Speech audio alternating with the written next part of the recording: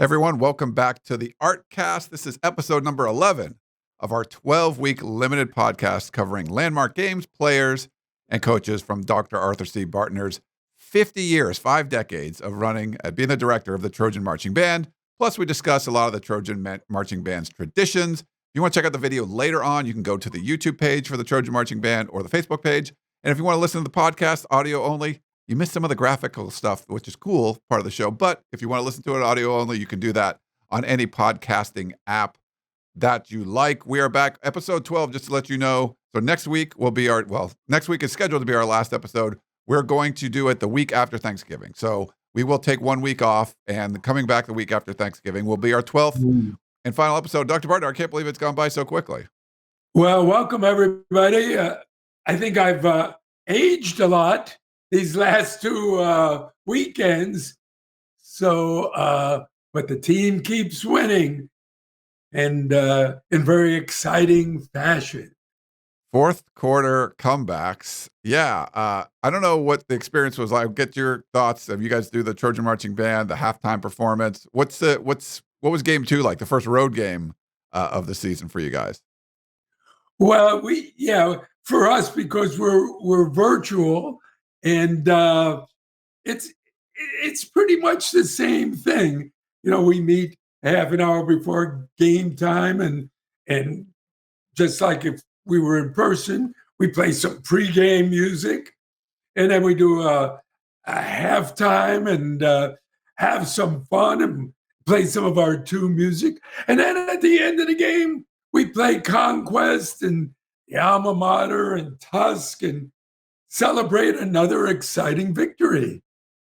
So 2 games in, did you guys learn anything from week 1 to week 2 about how to perform virtually? Did you get a little better, or just sort of the same routine? No, but I can tell you we're a lot more excited after we win than if we lose, and we don't know what it is to lose this season. So I hope it keeps up, and everybody's jumping around and high-fiving each other, and it's pretty good stuff.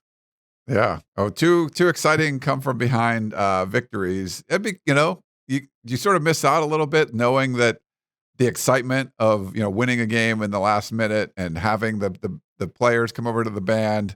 2 of the more exciting games you're going to see with the fourth quarter comebacks. It's pretty rare. I think it's the first time it's happened to USC, 2 comebacks like that, but not being there, I mean, you lose a little bit of it. Oh, you lose a lot of it. You lose that moment, and that's the tough part. That's the tough part, because you want to be there and pumping out tribute to Troy and all that excitement of having the crowd there, and you really miss that. But again, we try to be as normal as possible, cheering and jumping and screaming and so on and so forth, even though it is not the same. For the main show, we got a couple exciting topics today. We usually talk about a football game. This is going to be a USC Stanford game when Coach O was the head coach. So that's going to be a really good one. We both love talking about at Orgeron. So we're going to talk about him a little bit. And then for the traditions part of the show, it'll be about the Trojan Marching Band being Los Angeles' band. So we'll get into some of the LA traditions with the band. But first, Dr. Bartner, we got Coach O. And if you remember, Paul Hackett, 1998, he was hired by Paul Hackett as defensive line coach. And when Paul Hackett was fired, Pete Carroll comes on, didn't keep a lot of the assistants. Let me put it up there. Coach O was one of those guys he kept.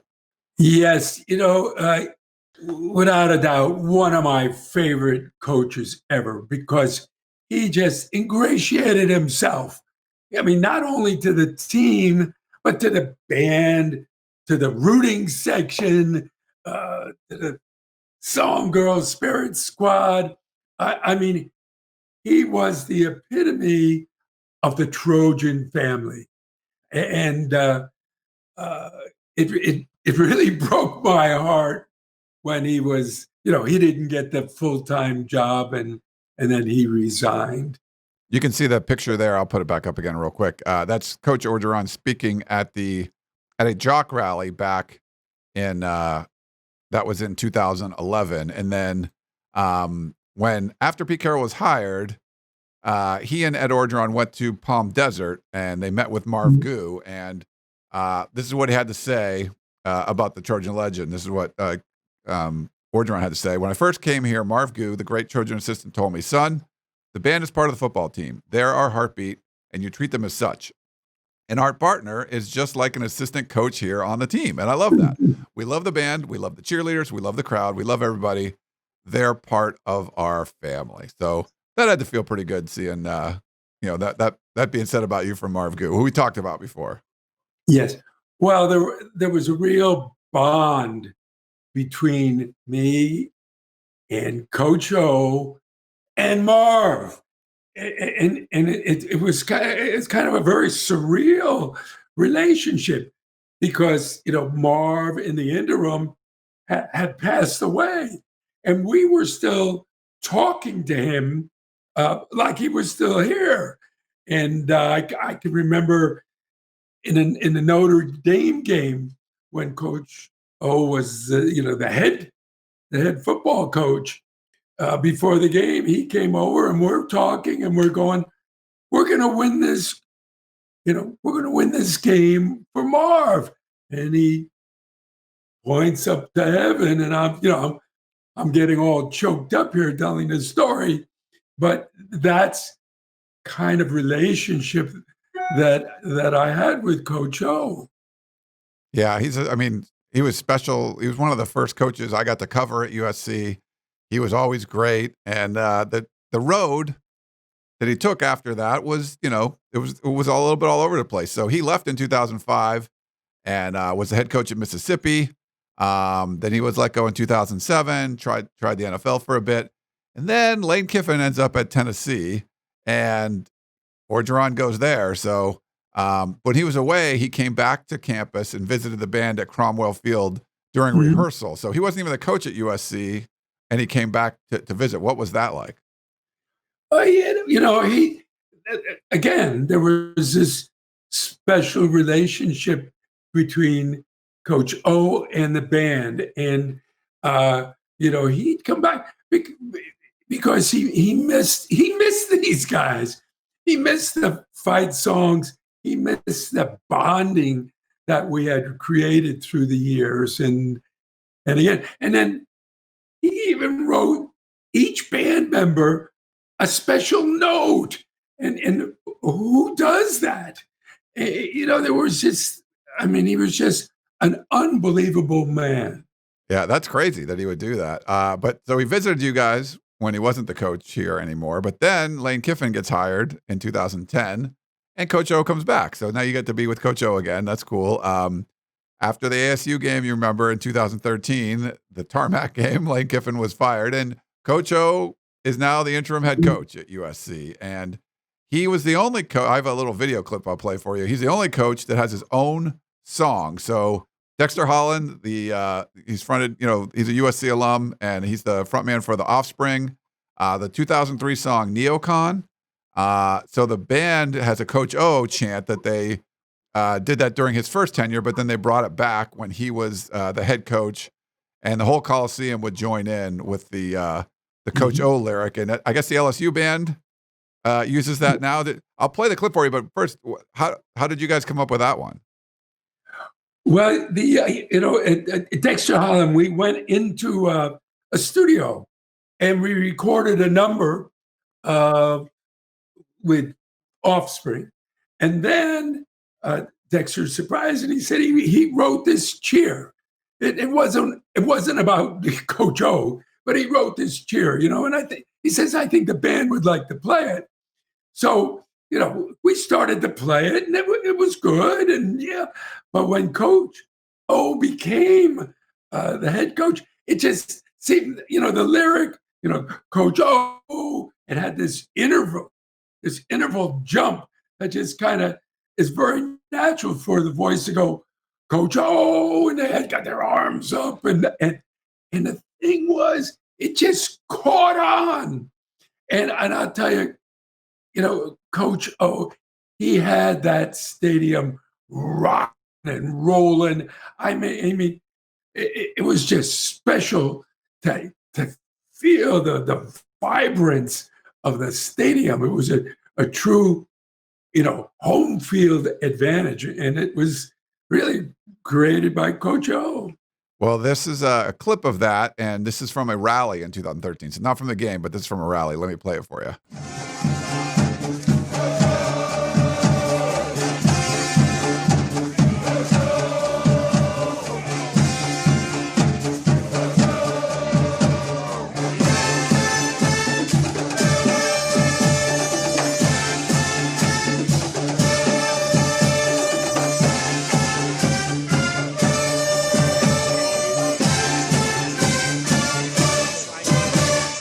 There's the Coach O cheer. And then that year, you remember, he starts off 4-1. There was a really close loss to Notre Dame. Game day is going to come to the Coliseum. Number 4 Stanford is coming to town. And you mentioned this.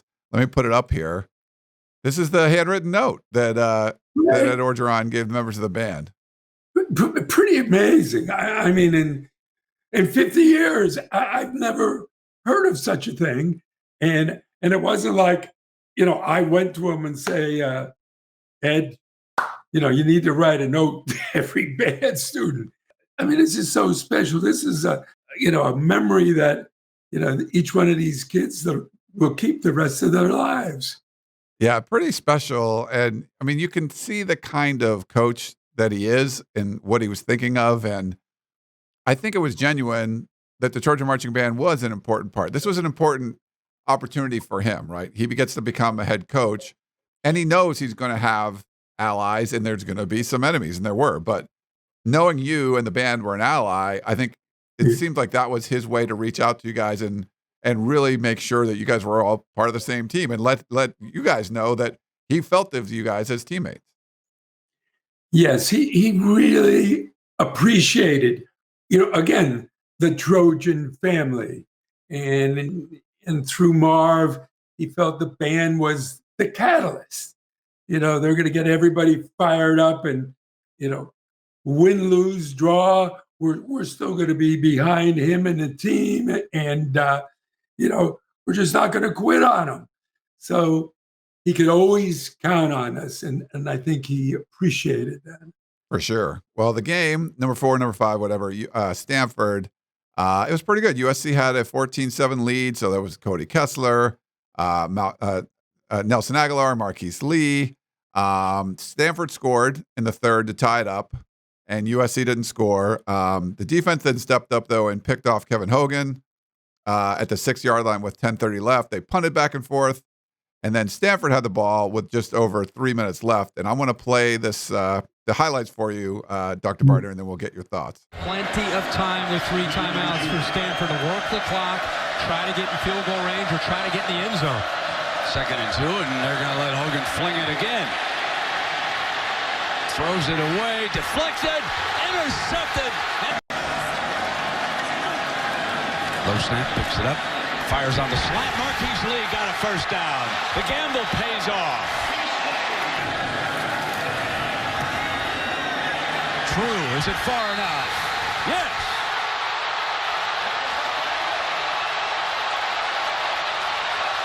The 4th down gamble by Ed Orgeron. Don't forget it. UCLA and USC are headed for a big showdown. Let's go.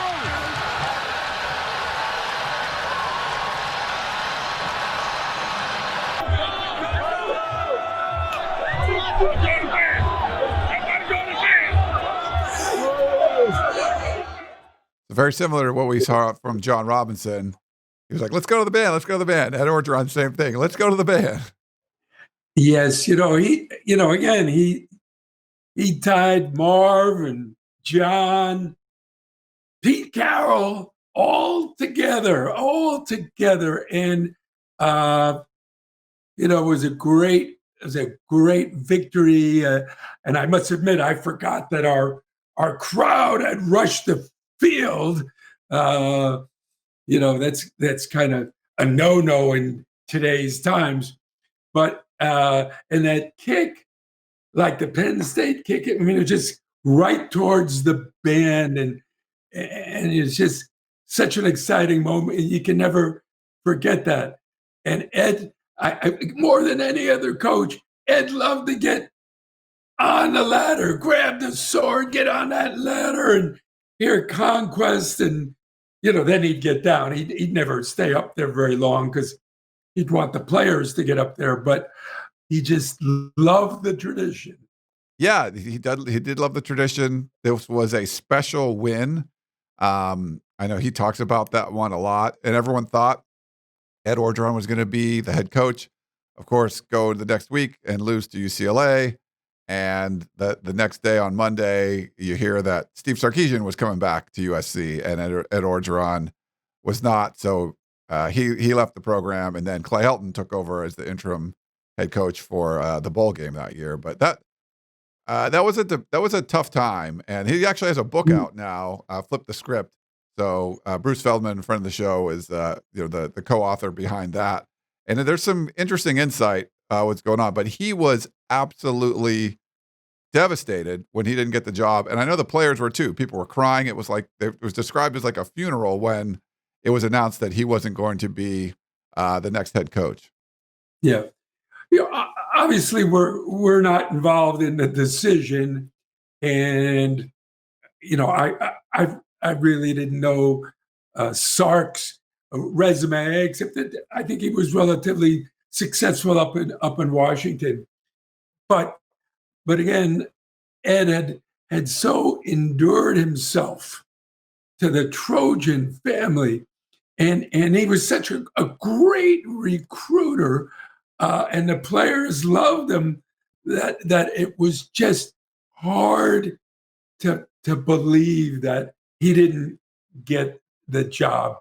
And I can't remember too much about the UCLA game, but I can't either. That exciting victory over Stanford, there was probably some kind of a letdown. I don't remember the game, but still, I think his resume was strong enough because he really played Notre Dame tough. Yeah. I mean, I remember that game very well, and we had the ball, in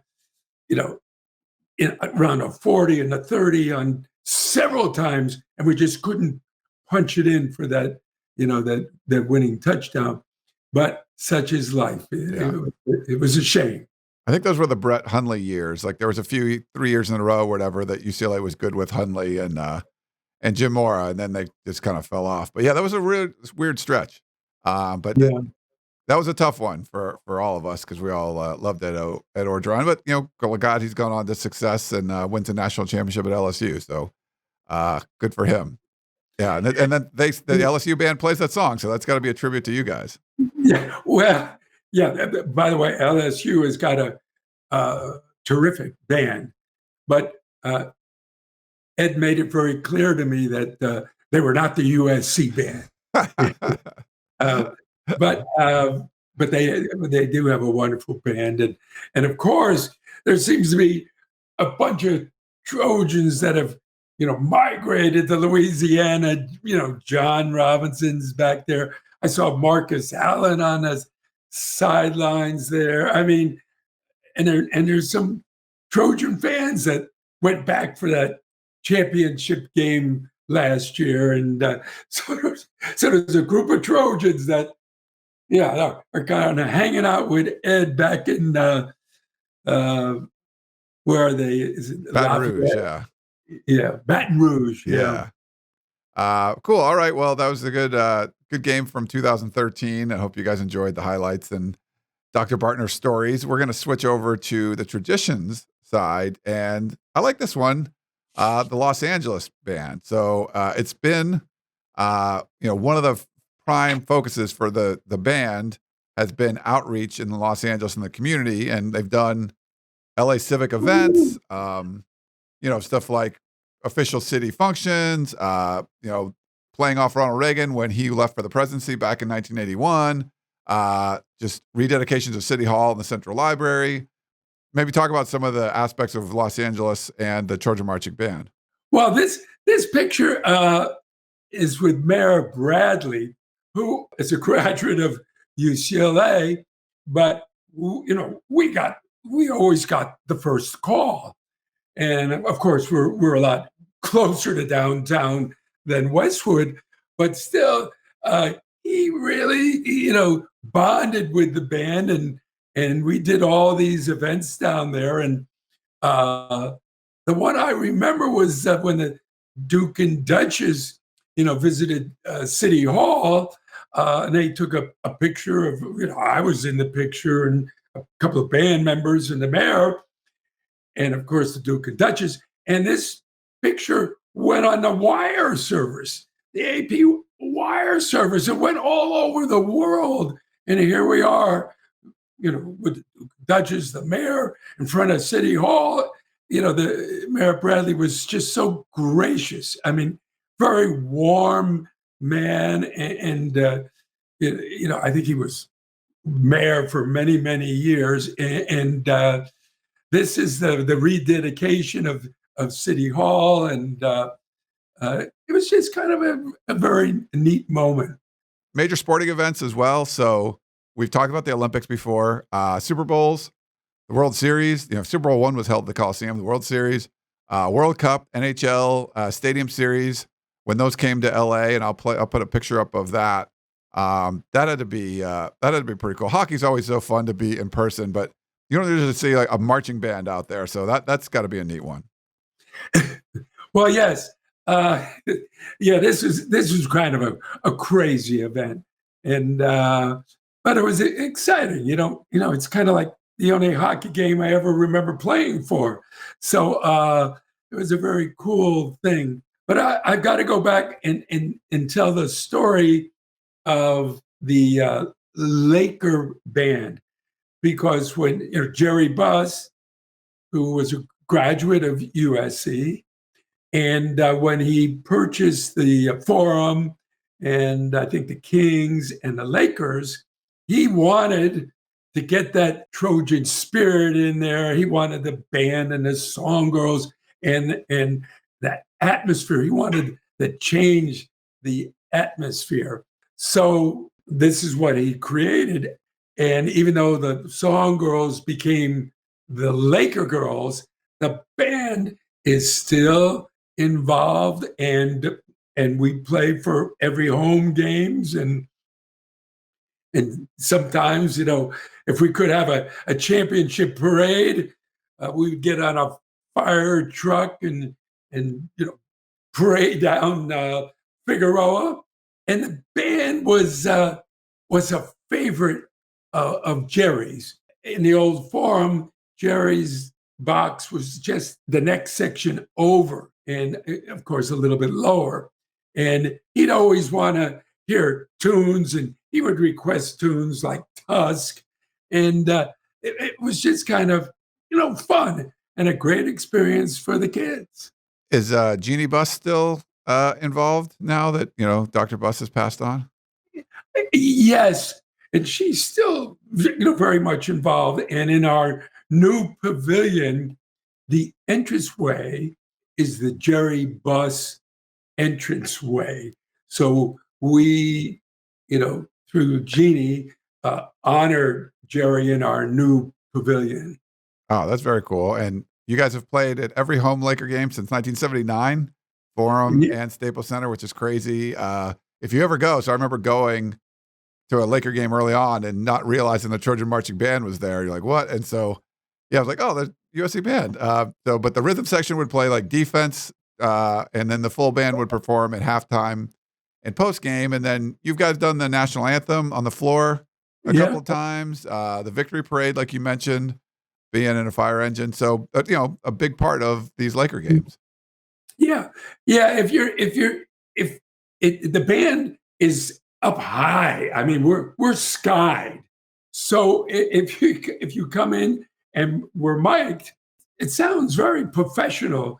So if you're not aware that it's part of the USC band that's up there, you might think it's canned music. So you might miss that. I have to tell you one other story. Okay. The other local team, the Dodgers, won the World Series. And, we've appeared at a bunch of games through the years, and we've done, they used to have a high school band day for the first game of the year, and we did that. But we played actually for the game the last time they won the World Series when Kurt Gibson hit that home run. We were the pregame entertainment. Oh, wow. I can remember, yeah. And we marched around the track, and we were led by Traveler, our mascot. And the band didn't draw much attention. But when a horse went by the dugout, the players would come out and go, "Man, that's cool. Who brought the horse?" They thought that was the coolest thing ever. So that's what I remember about that game, except that obviously that very exciting home run. Yeah, so the 88 World Series, that's the first, for game one. That's pretty amazing. I didn't realize you guys had performed there before the game. Yeah. So we talked about some sporting events, also legit concert venues. So Walt Disney's Concert Hall, the Greek Theater, Dolby Theater. You did a 3 tenors concert at Dodger Stadium back in '94.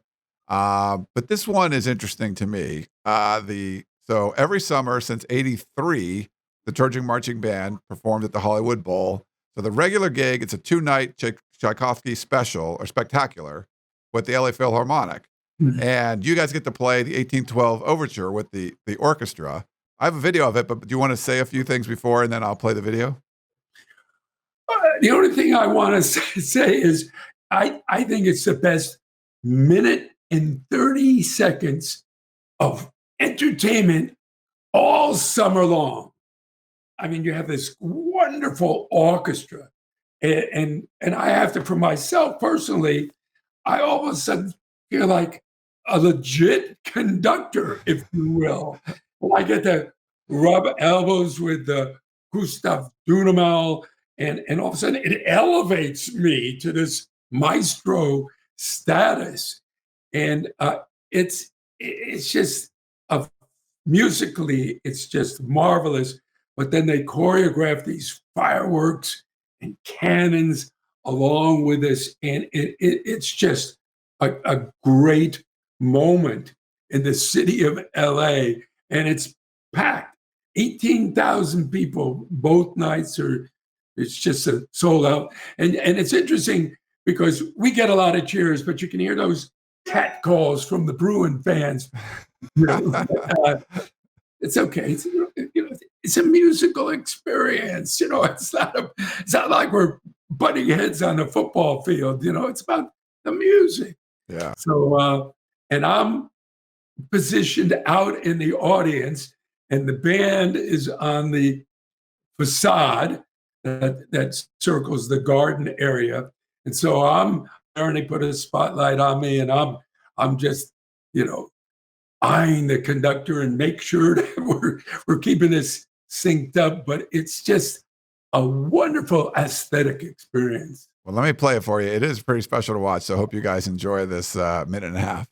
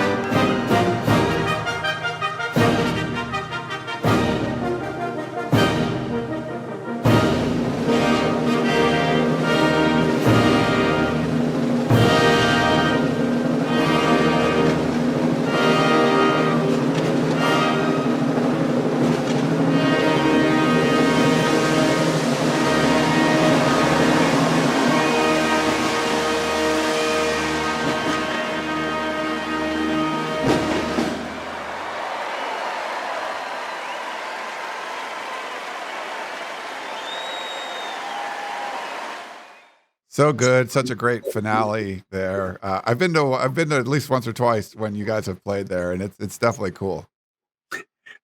Absolutely, and yes, and they bring the band up for a bow at the end, which I thought is very cool. And I'm buried out in the audience somewhere, and I can't fight my way through the crowd, but at least the band gets a bow. So I think it's again neat for the students. It's pretty cool. And I'm not, unfortunately, I was never a musically gifted person, but I remember going to different Hollywood Bowl functions. And those that you remember those. I mean, obviously, I went to USC, but you remember this is, Trojan Marching Band's playing this one. It's when you go, if you haven't gone, it's obviously a great venue. You learn a lot too. I mean, if you're not musically inclined like myself, you learned a lot. I remember going to one, Charlotte Church was performing, and I don't remember what the symphony was, but it's sort of like a symphony for dummies where they would explain the different, like, here's this section and here's this section. Years ago, I dated a girl who played the oboe, and she explained to me, they tune the whole orchestra. They start things off. So I recommend you guys go in to check it out if you want to see the Trojan Marching Band when this comes back, for sure. But it is even if you're not into classical music, there's some really neat experiences you can have there. Mm-hmm. Well, I will tell you another experience that was very unusual for the band, that we were the halftime show of the three tenors. Now, if you ask a band student, well, the last time you went to an opera, they'd probably go, never.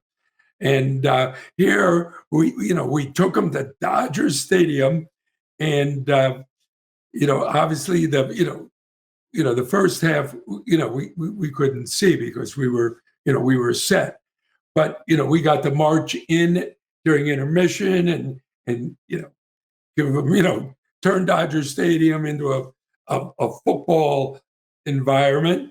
And then we got to watch the second half. And here you have the three best tenors in the world, Placio, Domingo, and Carreras, and Pavarotti, and Zubin Mehta was the conductor, who I met.